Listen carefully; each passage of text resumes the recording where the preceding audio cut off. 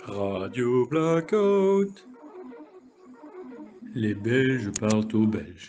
Voici les dernières nouvelles du front. À l'agenda, on peut parler de froid tant dans la température qu'aux cairns du gouvernement ou encore sur l'impact du prix de l'énergie sur notre portefeuille. Sans compter notre dossier X-Files, des clients ont disparu. Pétage de plomb au cairn.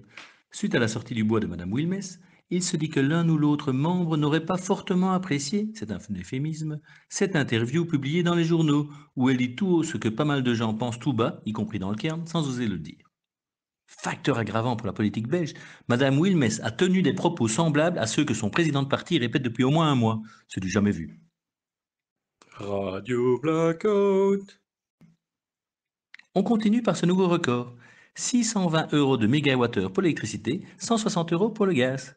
C'est plusieurs fois au-dessus du prix maximum prévu en 2025 par l'Université de Gand, étude qui a servi comme référence pour calculer le prix au consommateur à terme. C'est vous dire comme le cabinet Van der Straten nage en terra incognito. De son côté, la CREG, organisme qui surveille le marché du gaz et de l'électricité, signale un léger petit souci. Au moins un tiers des familles en contrat d'énergie variable verront leur facture tripler dès à présent. Pas d'inquiétude exagérée cependant, la Banque nationale signale que grâce à l'indexation automatique, les particuliers seront relativement protégés, contrairement aux entreprises. C'est vous dire comme celles-ci sont vraiment dans la mouise. N'oublions pas les vainqueurs, à savoir les 3 distributeurs d'énergie qui ont déjà fait faillite. Radio Blackout. Dossier X-Files.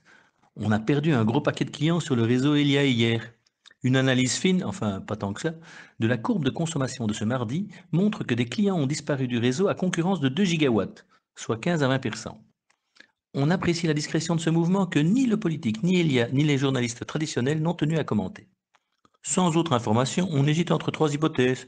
Des industriels dégoûtés par le prix très élevé, le gestionnaire de réseau qui a demandé de l'aide pour éviter des délestages non contrôlés, ou, bien plus probable, un coup des extraterrestres. En attendant, restez chez vous et mettez un pull, car la facture d'énergie, quand il y en aura, promet d'être salée. À bientôt pour d'autres nouvelles du front.